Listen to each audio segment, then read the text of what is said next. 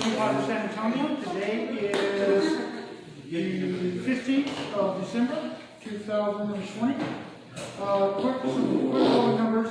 If you're looking at the bar on the website, it says that we're moderate, and the big numbers underneath it says worsening.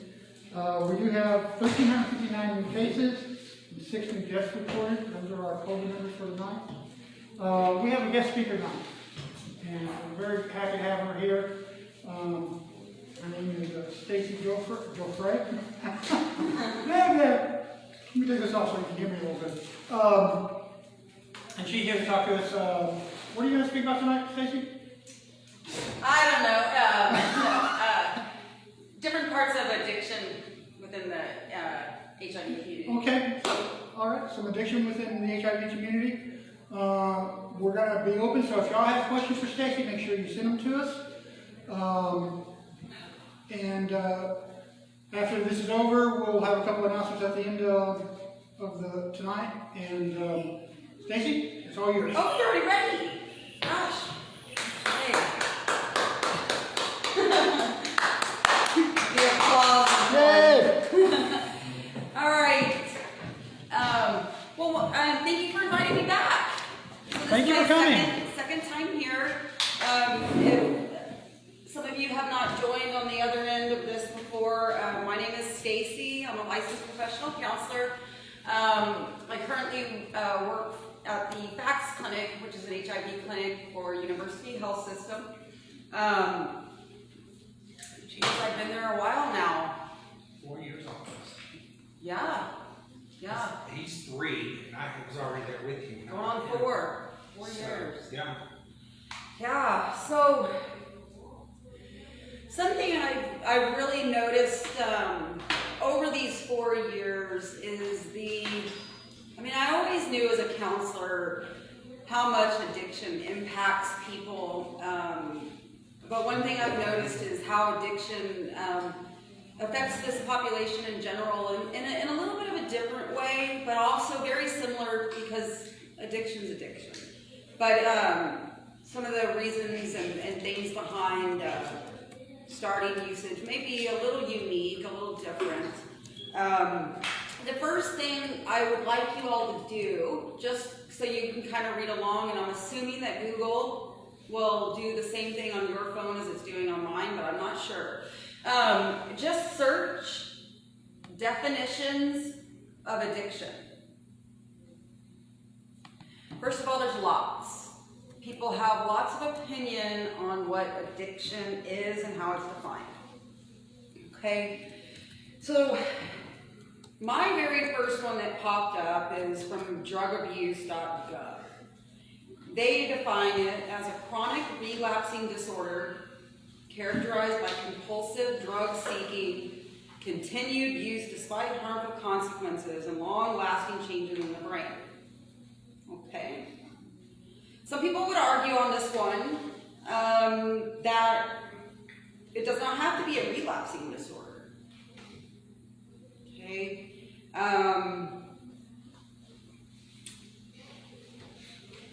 Actually, there's a lot that some people would argue, and we'll get into that one further on this one, but addiction doesn't necessarily have to be defined with relapse in it. Okay? So, Merriam-Webster, a compulsive chronic psychological need for a habit-forming substance, behavior, or activity having harmful, I'm just going to click on it to get the rest of it, having harmful physical, psychological, or social effects and typically causing well-defined symptoms such as anxiety, irritability, tremors, or nausea. Upon withdrawal or abstinence, the state of being addicted. Okay.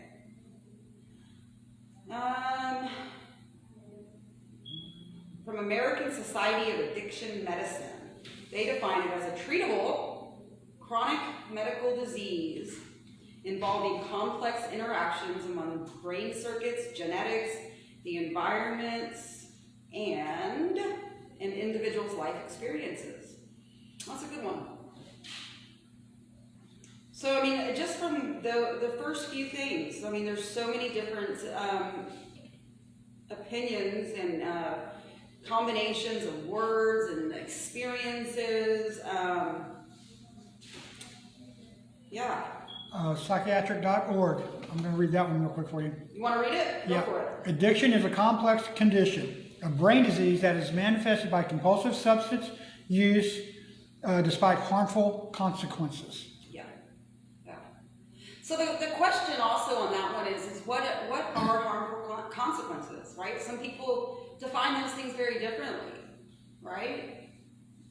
So harmful consequences, despite harmful consequences, right? Okay, if you're driving a car, you get into a car accident, nobody else is in the car with you, you don't hit anybody else, but you have a fender bender and you damage your car. You didn't get a DWI, you didn't get anything like that. Is it a harmful consequence? I don't know. Maybe the person doesn't really care that much because their brother is a mechanic or something and can fix the car for them, right? So sometimes all of these things, they can be very personalized, and then also, if someone is in the middle of addiction, they may disagree with things being consequences or harmful or bad, so to say, right?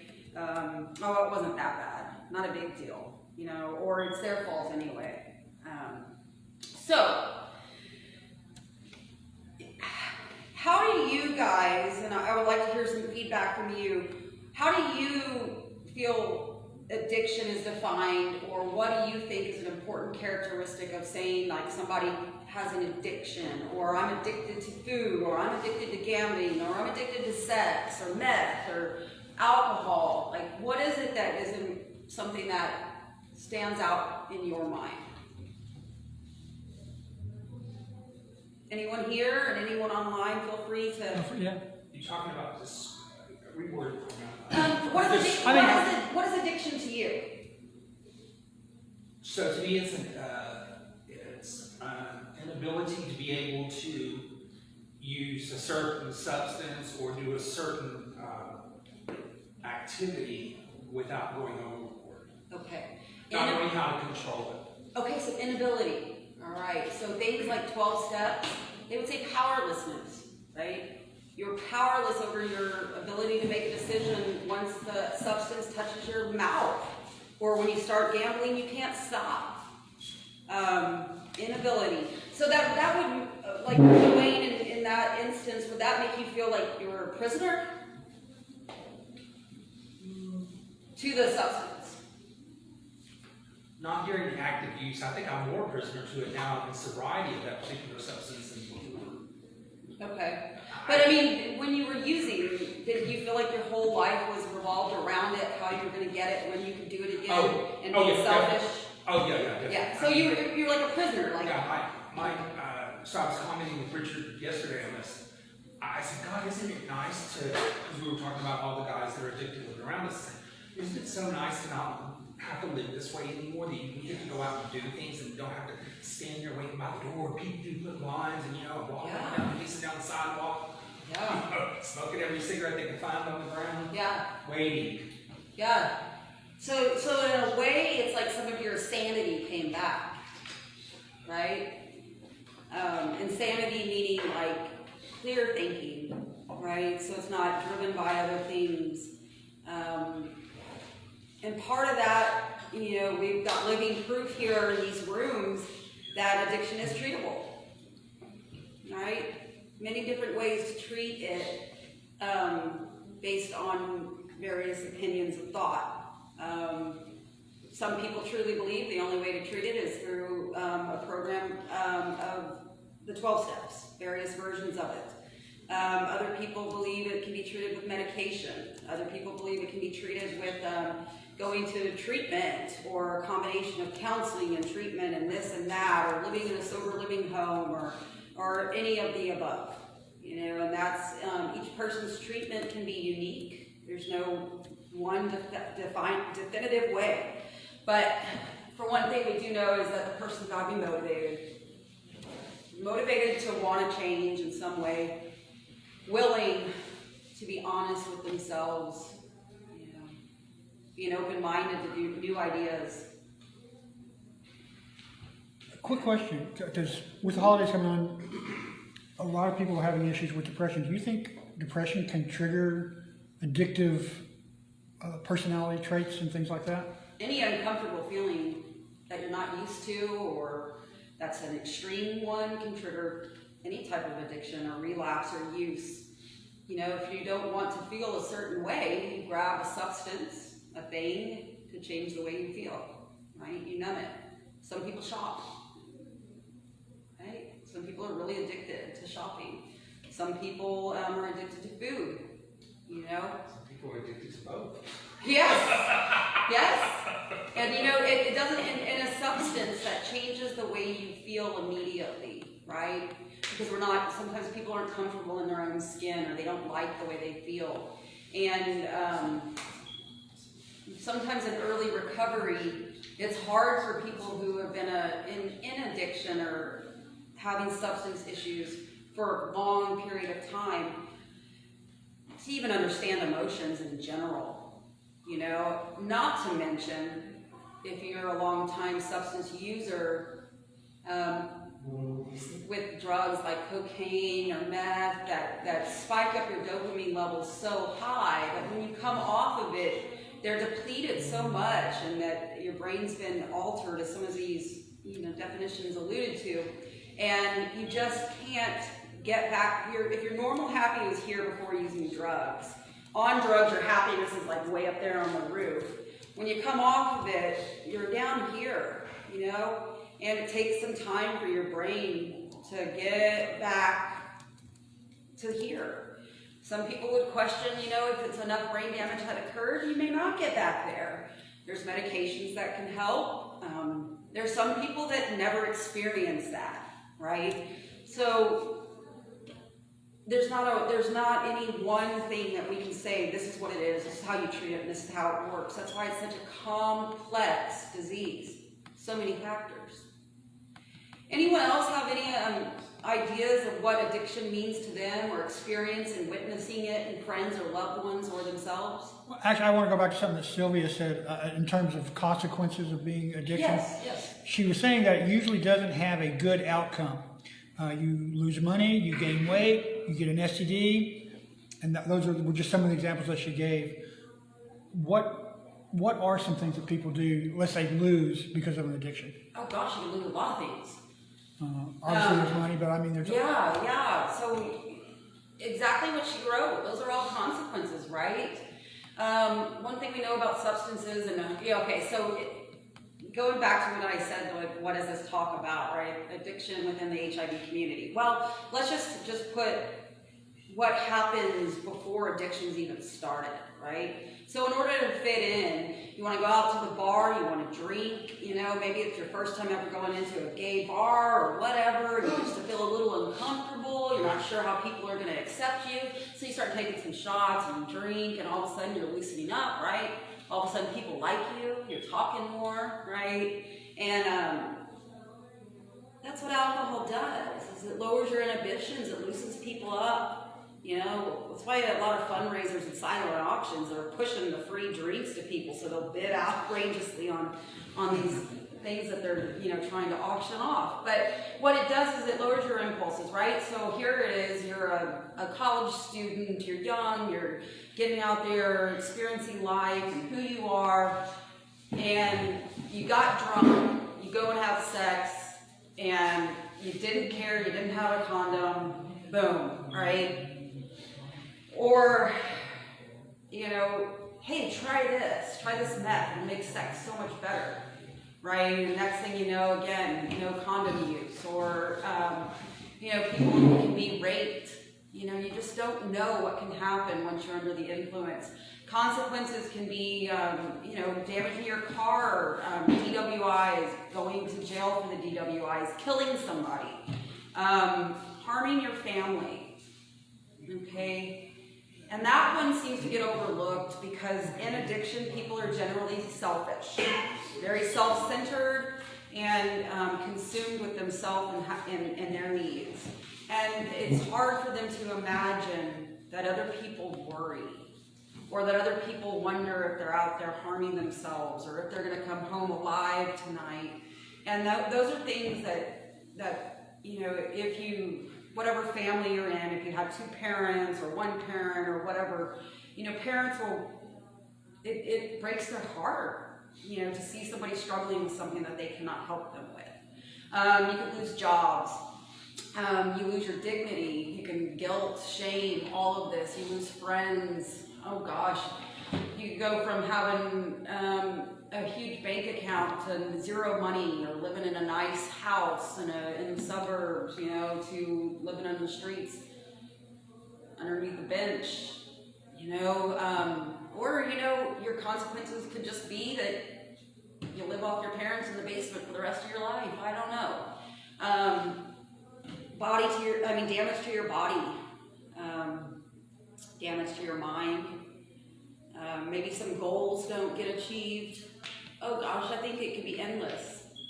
And consequences are so... Ultimately, if you don't get help, if you really truly are struggling with addiction, there's three things that can pretty much happen, right?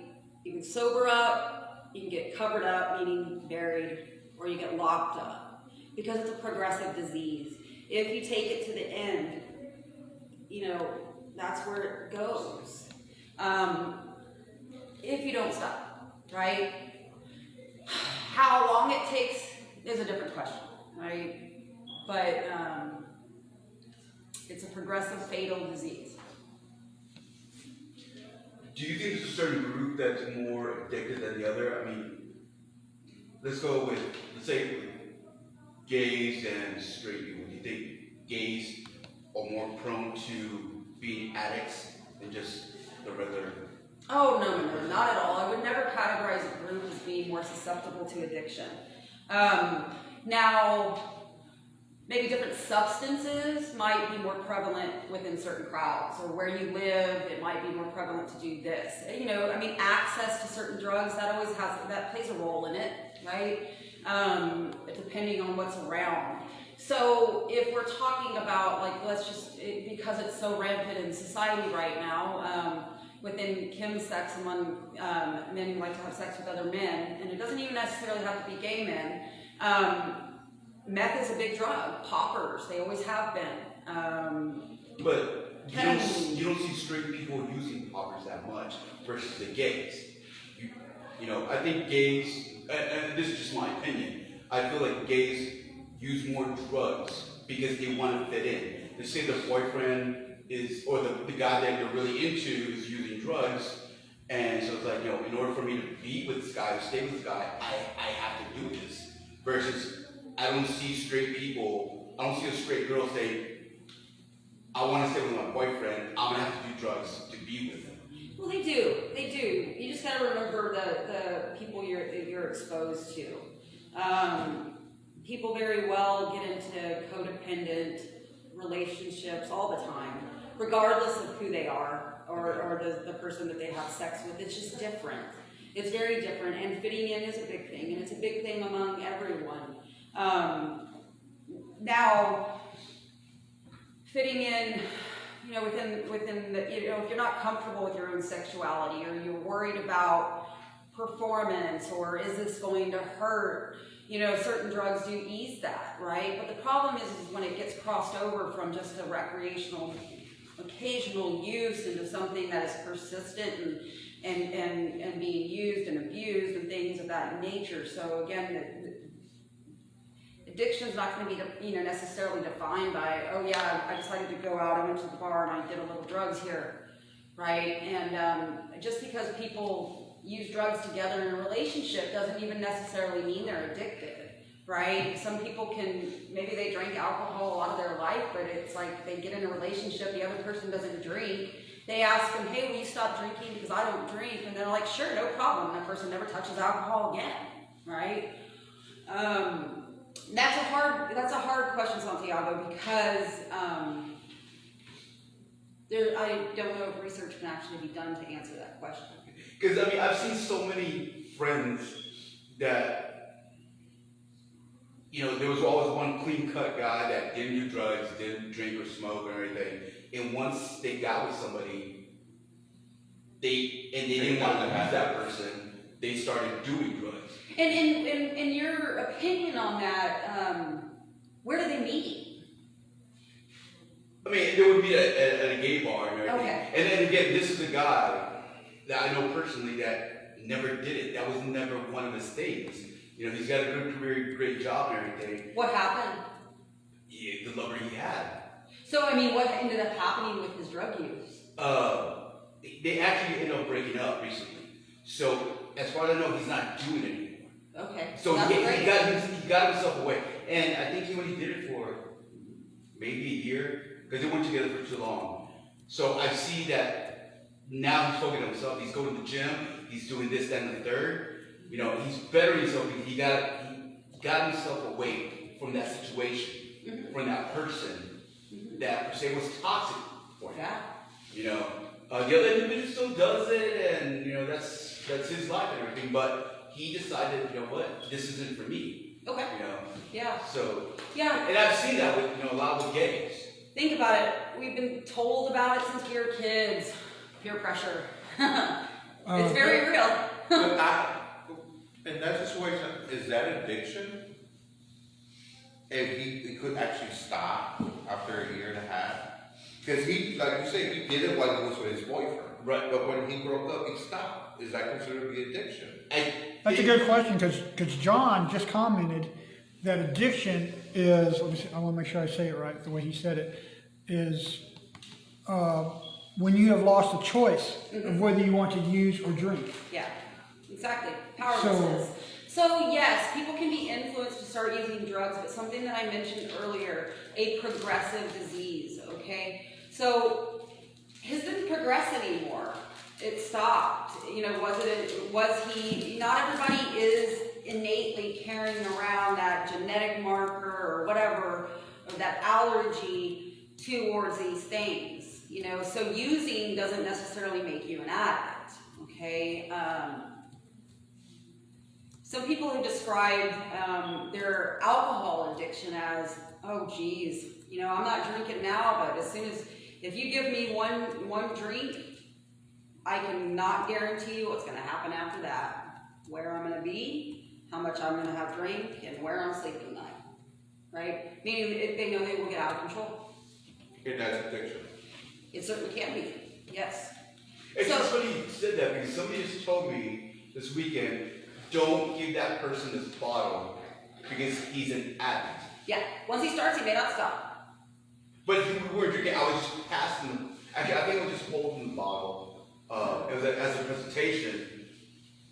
But I can't see where he would just just stop what he's doing and start drinking. No, he may not. Because the position where we were at. Yeah. Where we're at. Is he a person that's sober now? As far as I know, yeah. Okay. So each person's, struggle with addiction or recovery is their own. And, in recovery, people learn that unless they're spiritually fit, not to go places where they could be tempted or things of that nature. A lot of times, that type of situation, if it was going to trigger somebody to use, even though if they didn't use right then and there, that their mind might start planting things. And I call it the addict mind, right? That one that says, well, you don't have to drink right now, but on your way home, you can stop and get something. Because if you're going to go home and drink, you're not going to hurt anyone. Plus, none of those other people will even know. You don't have to work tomorrow. It'll be different this time, right? So you start telling yourself these lies and convincing yourself. And so, yes, things can trigger people, but we don't know what it's going to be because it can be anything. It can be something bad, it can be something good, it can be because it's raining, because it's sunny, it doesn't matter. I've seen people stay sober through horrible things in their life happening, right? Deaths of family members, all of these things, but all of a sudden they get a job promotion and they're out drinking. Oh, time to celebrate, right? So it's not always necessarily linked to something bad, right? Were there any other specific questions? Actually, I was going to say something and my brain went totally blank. Old age thing. Yeah. Because I know a lot of people have addictions because they want to appear Or they want to socialize more with other people. Yeah, Or for sure. appear that they're better than they are, and they feel like the drugs or alcohol does that. Mm-hmm. Are there people who would prefer to go home and hide their drinking and their drug use to make themselves feel better about themselves? Well, okay, let's just throw out this example, okay? Let's just say all of you are out at Luther's having a good time, right? Maybe there's some sort of like show going on or something. Some of you maybe order some food. A few of you, let's see, there's 1, 2, 3, 6 of you. Let's just say all 6 of you ordered a drink. Well, let's say 5 of you ordered a drink. Margarita's $2. Okay, some of you are going to order more than one. Okay, so let's just say, for instance, over here you have like, 4 drinks, you have 3, you have 6, you barely finished 1. You drank one of the nasty margaritas, and next thing you know, you're doing like shots, and you had about 8.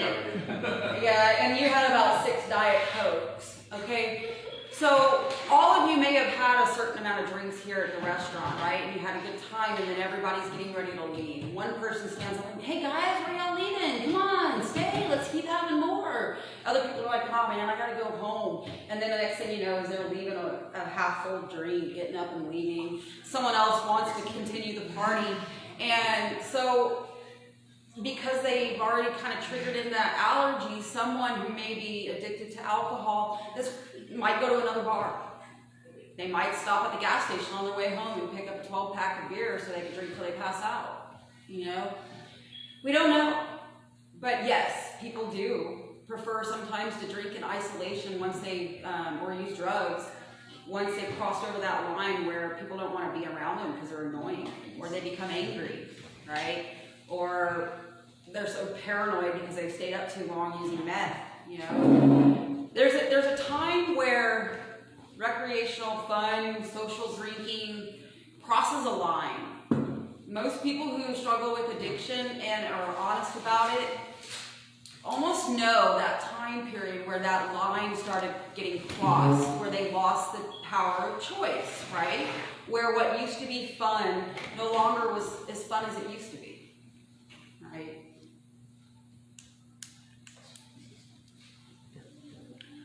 So, how many of you, your first experience in meeting other gay men or things of that nature happened at a bar? Did most of yours? Yeah, actually, yeah. No? Okay.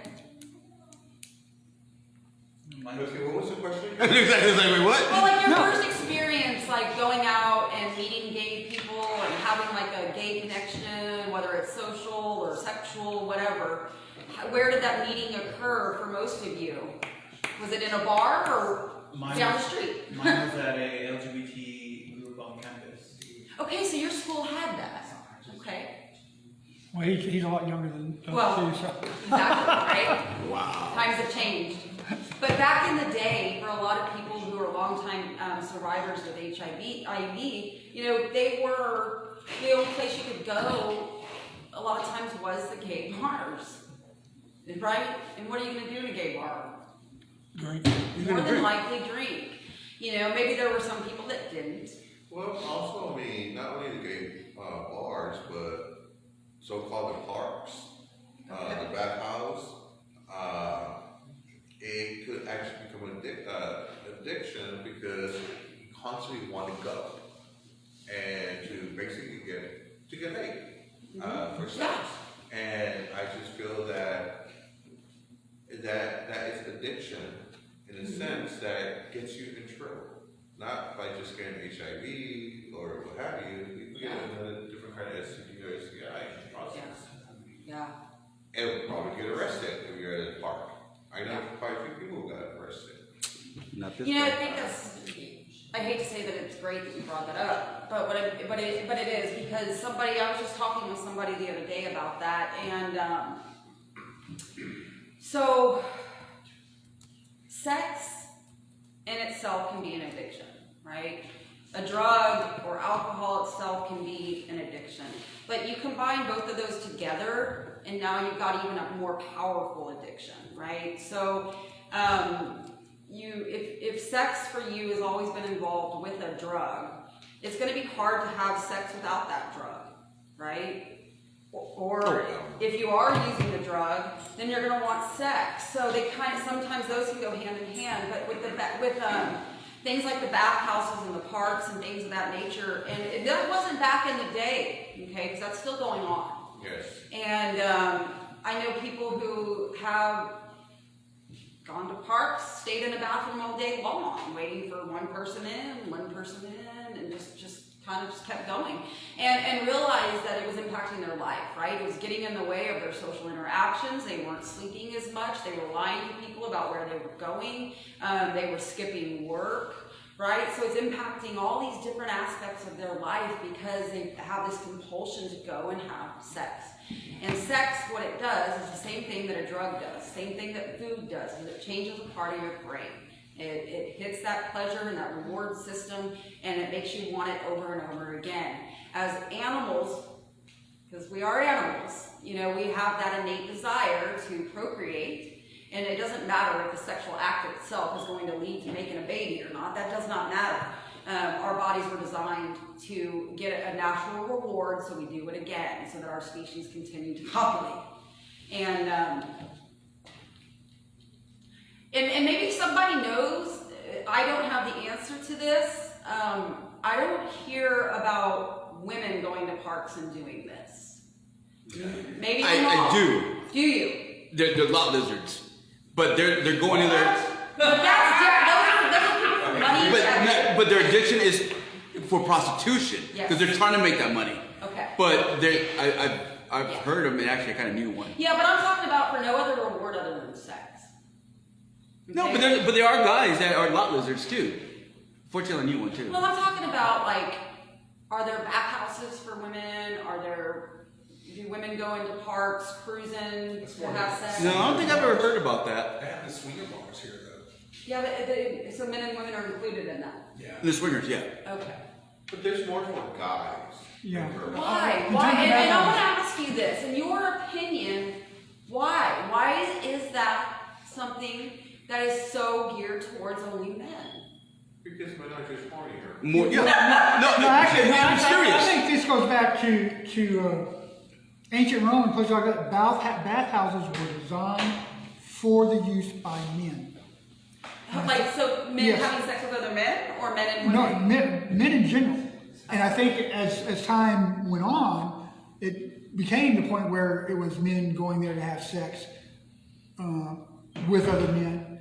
But originally, bathhouses were designed for the purpose of men. Kind of like a men's club, where Okay. just men would go and meet. Okay. So why though? Why is this something that men tend to do more often than women? Because men, again, going back to ancient Rome, men were the ones that were going to go out. Women had to stay at home and care for the kids, get pregnant. But that's not the whatever. way it is anymore. So I why know, is it- but it has just stayed that way over time. Okay. Do you think men are more driven by sexual behaviors? Yes. Yes, I do. I'm I mean, 50 so like, and- there's that. What is that saying? Like, the guy's thinking with his other Second, with this. Second head. second head, Yeah, right? Second brain. Yeah, second Oh, brain, second head. Y'all said it on me. Okay, yeah. So, yeah, you can definitely become obsessed with it. You know, some guys, you know, they don't even, with meth, they can just sit at home all day long and masturbate for 8, 12 hours at a time. Not straight, but Well, some All people, day. no, they rub it raw. like it happens. Yeah. Well, yeah. Yeah. I think Pornhub And- kind of and got you know- brought down a little bit. And you know, you talk about it may also be kind of a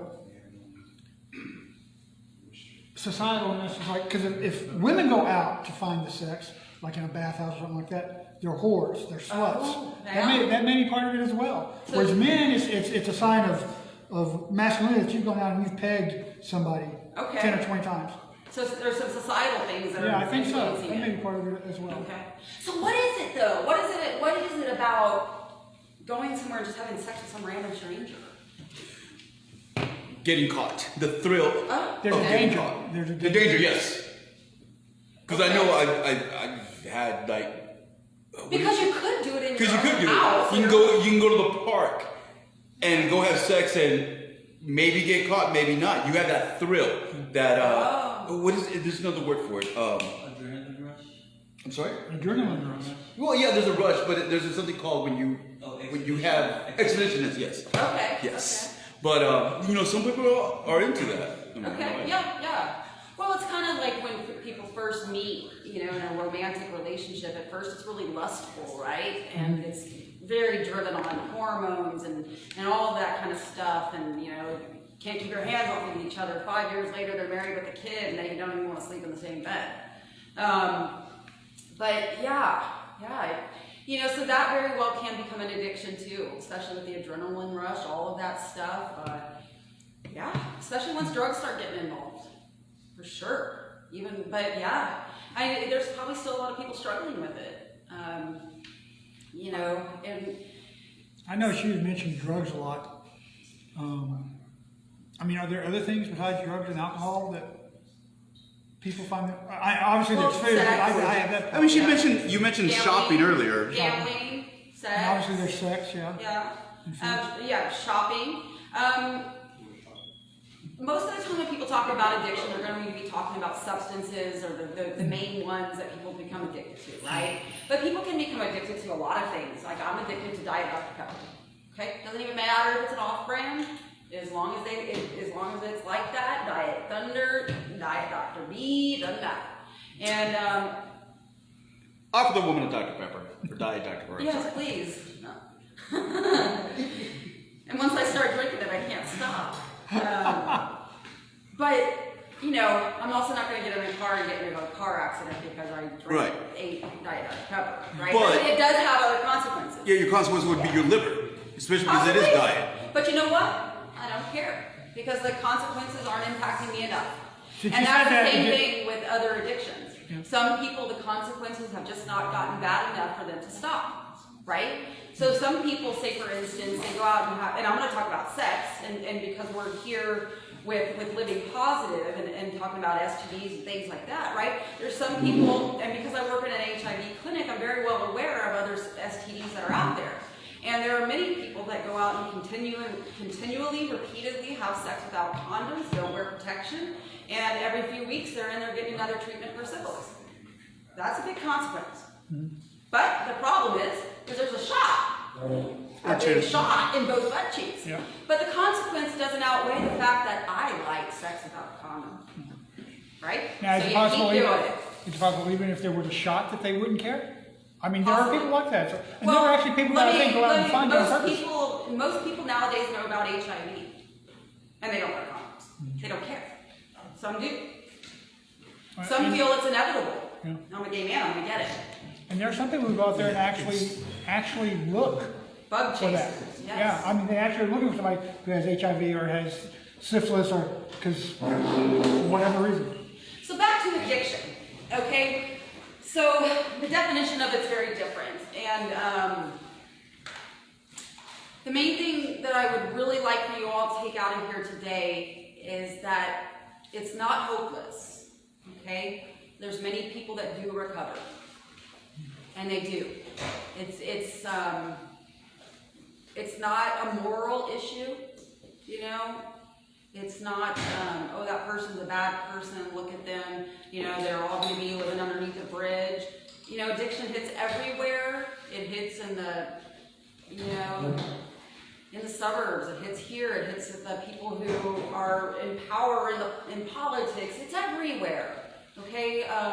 Addiction is everywhere. But there is hope. And, so if you or anybody is possibly struggling with addiction, recommend that they get some help or they talk to someone or go to a meeting. There's lots of different types of meetings out there, things of that nature. They can always reach out to any places where there's counselors, things of that nature. There's detox centers, there's treatment centers. Would anybody here like to talk about how they got into sobriety or recovery or stopped using? When you lose everything. Okay, so if you had to hit rock bottom. Almost. Well, no, I think it was rock bottom. No, You were no, your rock bottom. I wasn't homeless on the streets, but I Yeah. was pretty darn close. So you hit your rock bottom. Yeah. What you felt, I can't let it get any worse than this, or I'm gonna die. The only thing I could lose was my head. But Your head? You know, I lost everything else Okay. because of methamphetamine. Yeah. So at that point, what did you do? Because you could have kept using. Yeah, I put myself in a went CHCS. Actually, I went to Hayden. I didn't know how to do it. I went and found CHCS, and they found doctors' whatever notes from several years ago out of Corpus Christi. They re-diagnosed me, and boom, 3 days in, and I was back in. So you went out reaching out for help, like with the desperation of like a drowning man. Like, help me! Which is really hard to do in Bear County. Yeah. I was having an issue, and it was SAPD. I said, look, I need help. I'm on meth right now. Where can I go? Well, buddy, you know, I don't know what to tell you. San Antonio police officer. But if I was doing something stupid on meth, they would have no problem booking me and taking me downtown. Yeah. And just throw me in general population with an addiction issue or an addiction diagnosis and a mental health diagnosis, all that, just throw me in. Yeah. Yeah. I mean, that's a whole other topic. Do you think maybe it's some problems? He's talking about hitting his rock bottom, and then he was talking to police officers. Do you think maybe that may be an issue where they don't know where you should reach out to? Oh, for sure. Like I said, it could be it's a soapbox type of topic because, you know, it's systemic, it's funding, it's lack of training, it's stereotypes, it's, you know, all of these things. There's not enough help out there, you know, and I mean, I've walked people over to a detox center before, and they're like, no, I'm sorry, we triage here. You know, this addiction is not as bad as that addiction. Sorry, that one's not going to kill them if they stop. Jesus, this person is going to end up going through the gates of insanity, and you're turning them away when they're here for help because it's not alcohol or a benzo, right? You know, I mean, I've even heard from people who work in those places. Well, you know, if they really want to get help, tell them to chug some alcohol before they go in. Do you think it's kind of a "it's not my job" type mentality that causes that issue? You know, it depends on the person and the situation. I can't really answer that question, but you know, when somebody comes into my office with an addiction and they say that they're looking for help and they want help right then and there, I gotta jump on it. This person's actually asking for help. I don't want to lose that, right? They're asking for help right now. Let's go get them help right now. Because as soon as they walk out that door, they could use again. I don't know. And then we've lost them, right? But they had a moment where they wanted it. Go. And a lot of times we miss that window, right? Or, you know, friends or family get frustrated because they say when somebody starts having issues with drugs or alcohol, whatever, and they're like, okay, well, if you want to stop, let's take you to treatment. Oh, no, not right now, I can't, because I have to go to work, and then I've got a dog to take care of, and I've got this, and I've got that, I can't go right now. You know, parents and family members and friends get frustrated, you know, because, well, first of all, that person probably doesn't really want the help right then and there, right? Those are excuses. Because if you keep using, your job is a problem. You're probably going to lose your job, and or worse things can happen. We don't know. So the police officer didn't know what to do with you. So you went to CHCS. How hard was it for you to get there and get in?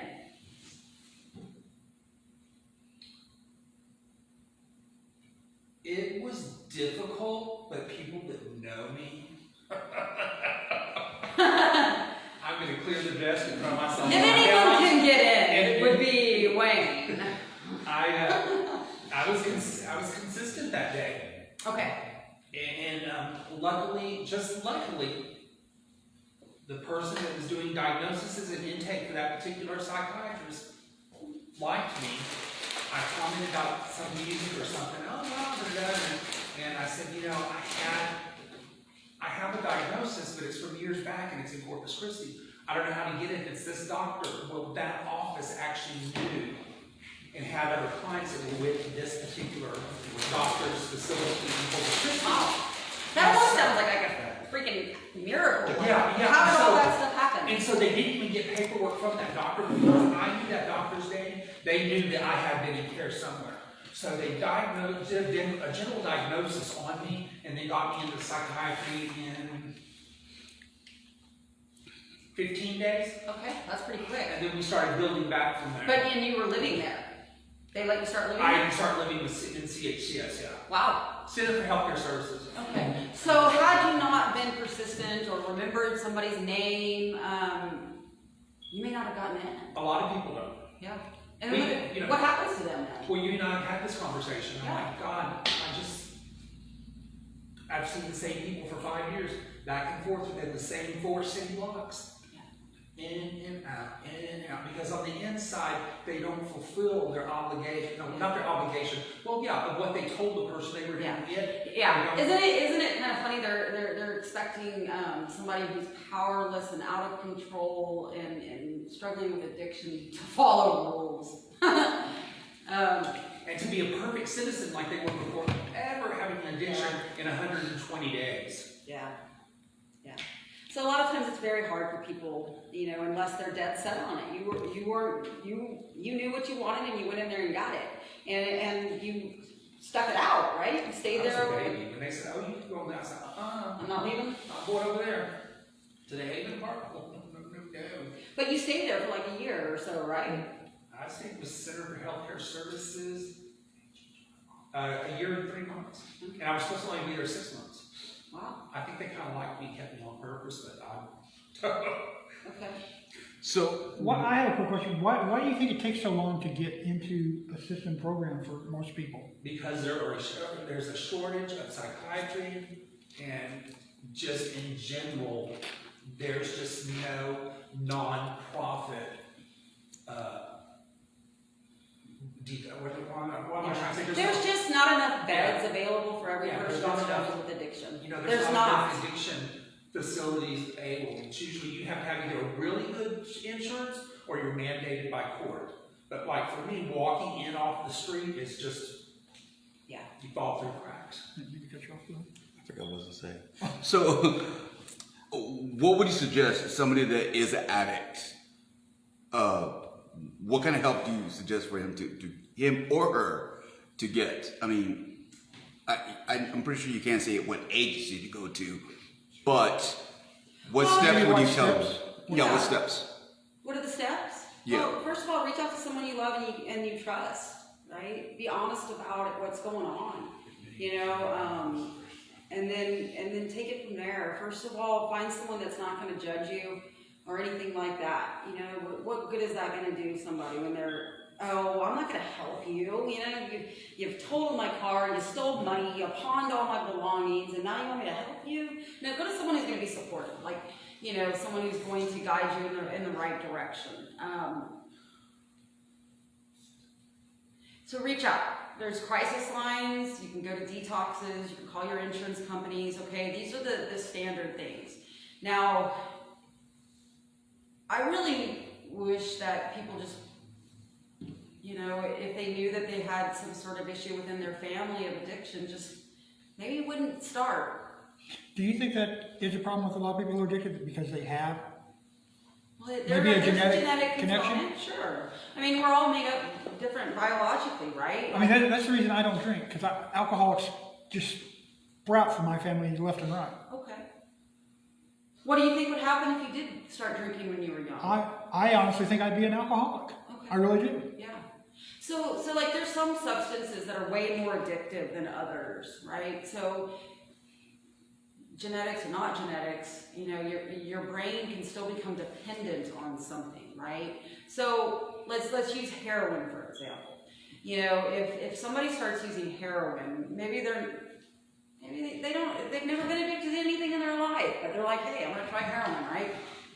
They're dating someone, right? And next thing you know, they've done it, and they enjoyed the experience. You know, I've heard people describe it like it's like a full body orgasm, and then, you know, they're just, everything's relaxed. Well, think about what heroin is. It's a painkiller, right? So it's numbing like all the pain in your body, physically, mentally, all of it. You're just in a state of complete relaxation.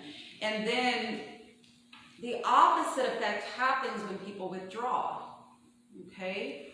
So if the drug's causing you to not feel pain, when you're coming off of it, you're gonna feel excruciating pain. That's why they talk about it feels like horrible flu, body ache, this, you know, they have diarrhea, nausea, because opiates make you constipated. So when you're coming off of it, the opposite is happening, right? So some people will go back and use simply because they cannot stand how it feels to come off of it, right? And so yes, they're using, but they're using in a way because they want to not deal with the consequences of what their body's going through. Yes, there's always going to be other things and psychological things that come into play, but I've heard a lot of people that, you know, sometimes they go back to using because they don't like the way the consequence of the withdrawal feels. Even alcohol. Somebody who is a functioning alcoholic, a term that people like to use a lot, you know, somebody who goes to work every day, goes home and drinks, right? Well, they know every day at 5 o'clock they're going to get to go home and drink, right? But it's normally, and they're withdrawing while they're at work. You know, if they drank, let's say 12 drinks, they're going to bed at midnight, you know, they're still drunk probably in the morning. You know, and then it's working its way out of their system. Maybe later in the workday, they're sweating a lot, shaky, irritable, a little bit more jumpy, you know, but then they know 5 o'clock is coming, right? 5 o'clock somewhere, right? Why do you think they created happy hours? Yeah, people like to get together That right lasts after 2 or work 3 because hours. if they go a little bit too longer, they might have the shakes. Right? Because you even got those same employees that work in the office that will fill up their thermal with some kind of, you know, Kahlua or alcohol, or even the Sprite bottle. They'll throw the Sprite and they'll put with vodka because it's clear and it doesn't smell, so you could drink it at the office. It's But like, yeah, you knew about these people, so it obviously did smell. I knew about it because I would see them. Okay. So- Yeah. So a lot of times those are people who maybe don't want to deal with the withdrawal. Their body cannot function, and withdrawal from alcohol is deadly.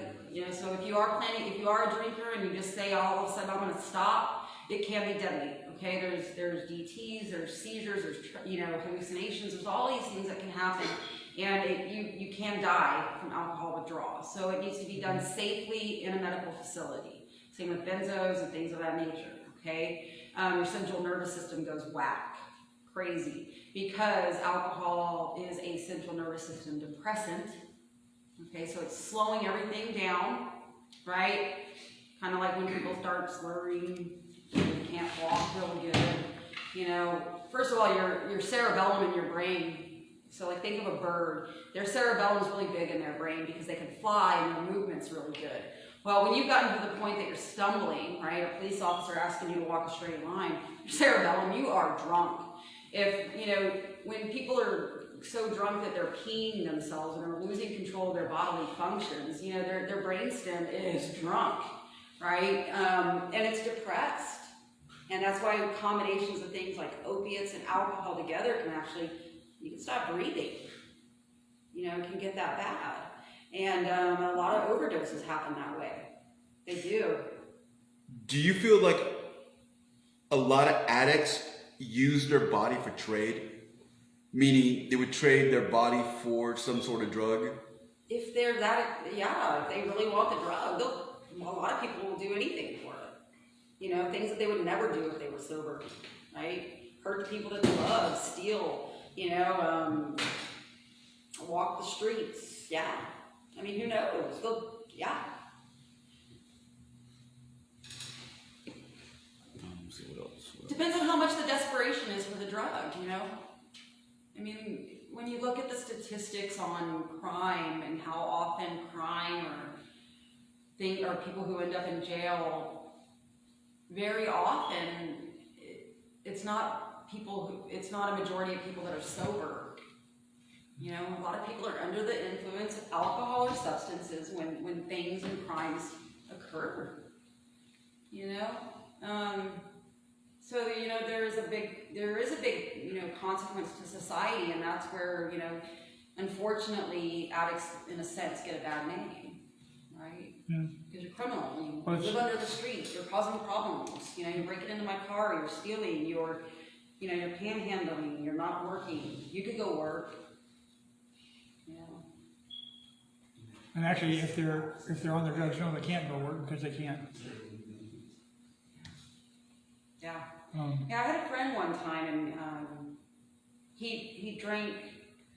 Well, I knew him for a long time, and like I said, alcoholism is progressive, and when I look back in time at it, you know, I could see it progressively getting worse for him. And his wife of many years, they ended up getting divorced. A lot of it had to do with his drinking, I believe, and just unhappy marriage, and I'm sure tons of things that I'm not aware of.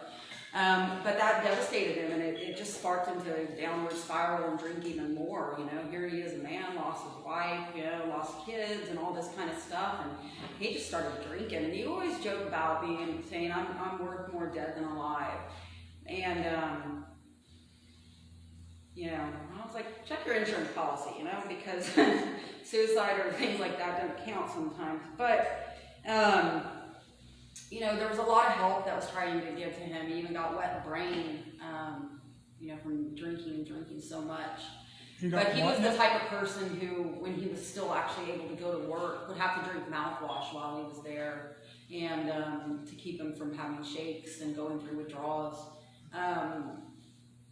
And this went on for over a year. He just destroyed himself. And we're talking about drinking bottles of vodka, four bottles a day, like it's water, you know, very rarely eating. And like I said, he had already had wet brain, already had seizures. What is wet brain? You said it twice. It's brain damage caused by alcohol, basically. And a lot of times it can be irreversible. Can that be applied also to, say, meth or heroin? Do they have a similar effect? Very different. I'll get back to that, remind me, okay? So anyway, he, at one point, and again, I don't know if I have the whole story, but for the gist of it, and just to get to the point of this, is one day he decided on his own that he was going to stop. He had had enough. Right? So he had some good intentions, right? He wanted to get sober. He wanted to get back to his life, be there for his kids. And after he ended up losing his apartment, he had been living with some girl, random person, who came home later that day and realized that none of the vodka bottles were touched. He died on the floor from alcohol withdrawal because he didn't go to an emergency room. He didn't go to detox. So he didn't end up drinking himself to death, but it was a repercussion of alcoholism, right? You know, so it's very deadly. Don't just stop. You know, there's a medical procedure that needs to happen. I'm not a doctor, so I can't speak on that, but consult. You know, if you're drinking a lot of alcohol, you know, it can be deadly. Okay?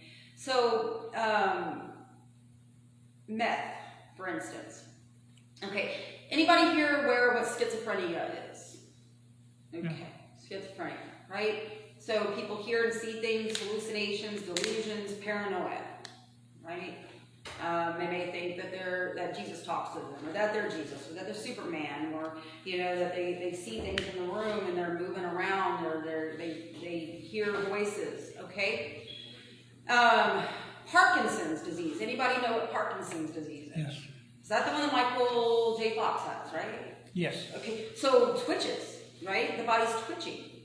Isn't that kind of a symptom that he has? That and Huntington's, no. Okay, so he twitches. Okay, so on this side is Parkinson's, on this side is schizophrenia. And there has been research that shows that they're directly related to the brain chemical dopamine. Okay, so when you have too little dopamine, it's linked to Parkinson's, and when you have too much, it's linked to schizophrenia. Meth. Too much dopamine linked to things like schizophrenia. Okay? That's why you have the paranoia. Paranoia. hear things, see things, right? FBI is after me, right? Everybody's looking at me. I gotta black out my windows. I can't leave. I can't do this. I can't do that, right? My cell phone's talking to me. They're tracking me. Oh my God, there's something in my head. They've got me, right? So it adds too much dopamine. So any excess of dopamine causes excess brain activity, right? So you hear things, see things. You don't sleep, right? So all that combination. So somebody high on meth would appear, except for some of the other characteristics, right? That may be that they have symptoms of schizophrenia, right? I've seen people who long-term meth users come off of meth, and unfortunately, some of the symptoms stay, right? They're more paranoid than normal, than they ever were before. Their brain has changed. There's some people that after coming off of things like that, even though they're not using meth, their mouth still does movements. Parkinson's. Dopamine, right? So our drugs, wait, this is your brain on drugs. Remember those ad campaigns, right? Just say no, this is your brain on drugs. Drugs do impact your brain, right? But when you're high and feeling good, you're not thinking about the long-term consequences, right? It's funny that you brought that up, because I have noticed a few people that when they talk, they kind of talk like this. It's not, you can tell that they didn't have a stroke or anything, but you can tell that at one time they must have been addicts, I guess. I guess that's the word. Yeah. Yeah. I mean, if you know the person used to use a certain drug and they have certain body tics or whatever, I don't want you guys going around trying to diagnose or point things out. No. Hey, the main thing is to be aware, because without awareness we can't help ourselves, right? So you need that self-awareness for the help, right? If you can't go more than 6 hours without alcohol, you might want to think about asking for help, right? If you don't drink one day and you're trying to sleep and you're sweating and all of these things and you're, nightmares, it could be a sign that you might be drinking too much, considering the fact that you drink too much and then one day you're not drinking and you feel weird, right? Our bodies adjust. I mean, if anybody drank as much caffeine as I drink, they would probably, I drink a lot of caffeine, but my body has learned to tolerate it, right? So what is your suggestion for somebody that is with an addict and wants to get away from that? Well, I mean, if it's safe, then they can leave. A lot of times there's other issues, codependency, maybe there are families of adult children of alcoholics or things of that nature, and they think that they can save them, or they can have their own self-esteem issues and they don't want to leave because this person loves them, or they promise them, yet again, I'm going to change, it'll be different. I won't drink anymore. If they go a month without drinking, you drink again. As long as it's safe, if it's not something that people want to be in, So, Stacy, it's been an hour, and we have really appreciated you coming and speaking with us again, and we look forward to your next visit. That was very, very informative. Yeah. Thank you. Yeah, there's so much information, and remember, it's not ever clear cut.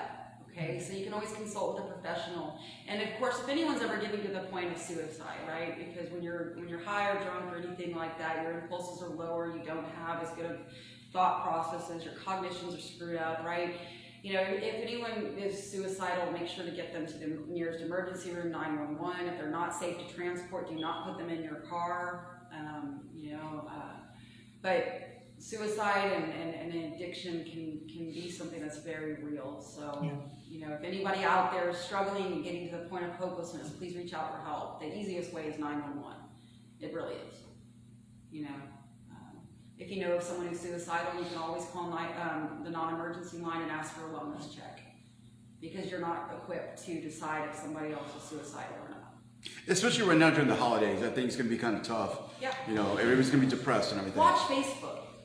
Watch people changing things that look weird, right? There's normally signs. Gibberish. Yeah, or I had this one person who ended up, committing suicide. He was an ex-Marine and went and took a machete out onto the campus. The number X. Okay, former Marine. He took a machete onto the campus of a college, knowing that he was going to end up getting shot by the security there. But prior to that, he changed his really happy profile picture to Darth Vader. I'm on the dark side, right? You never know. So if you notice things, ask. It's been a pleasure. Thank you very much.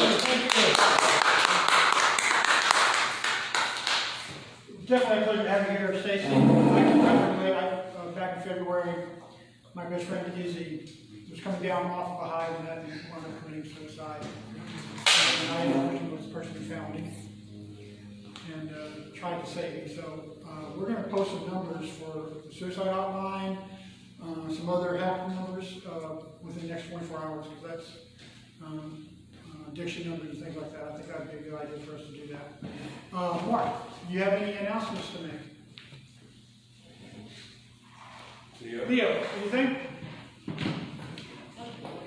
Thank you for the drag show. What? Drag show. Thank you for everything. Oh, thank you for the drag show and everything, yes. We did very well with our raffle. Drag show was great. I had a great time. Really missed a great, if you didn't go, you missed the, what was that thing called? The ugly sweater contest. That was awesome. Finding out how many people really don't know how to twerk. Next week, we actually will not be here next week. We're going to take the week off for Christmas, and we'll probably be posting some holiday wishes on next Tuesday, just to wish you all a Merry Christmas. And I'm not sure, are we going to be back the week after? Or are we going to wait until after the New Year? Mark? We're going to be back the week after, or are we going to wait until after the New Year? No, it'll be the week after. Okay, we'll be back again in 2 weeks. So I'm not sure what we're going to talk about yet, but we'll have something of interest. Anyway, thank you everybody. Good night and Merry Christmas. Good night. Bye. Ooh, I can't do this song.